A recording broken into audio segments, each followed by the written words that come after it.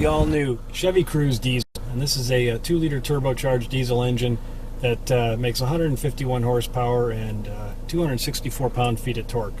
It's a great package, going up against the Volkswagen Jetta. And the reason to buy a diesel is the fuel economy. In this case here, this engine right now is getting 38 miles per gallon in our evaluations. That's after about 400 miles of test driving so far, and a number of people have done well over 40 miles per gallon. In fact, one of our editors drove the Cruze diesel up to Traverse City for a conference this past summer and was doing better than 46 miles per gallon, which is very impressive.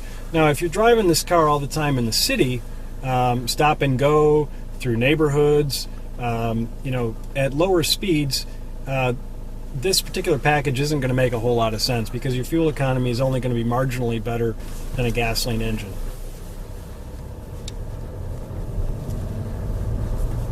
You hear a little bit of clatter there. To me, that's okay. You feel this rush of torque. With a diesel engine, it's all about torque. When you're at a stoplight, you'll feel vibration in the steering wheel, maybe in the gear shifter, maybe even in the seat. But when you're on the highway and you're just cruising along, that's when it's at its best. And also, you're going to get about 700 or 800 miles per fill-up in a car like this. So now we've switched from the Cruze diesel right there into the Mercedes-Benz E250 BlueTech. This is a 2.1-liter four-cylinder that makes more power and more torque. 195 horsepower, 369 pound-feet of torque, so it's quite a bit more than the Cruze diesel. But while the Cruze diesel sells for just over $28,000, this E250 BlueTech is over $64,000, so more than twice the price. And yes, it's quieter, it's slightly more refined, but again, as I'm sitting here at idle with that engine running, I feel a bit of vibration in the steering wheel. I feel it in the seat a little bit. It's kind of just the norm for diesel engines. Mercedes has a long history with diesel engines, so you'd expect them to do a fine job with the diesel. Very smooth, very quiet. And again, the same thing is true as was with the Cruze diesel.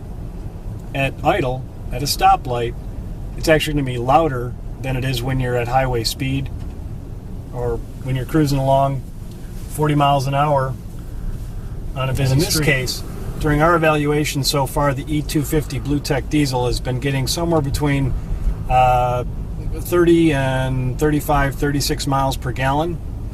Meanwhile, the less expensive Chevy has been getting diesel somewhere between 34 and better than 40 miles per gallon.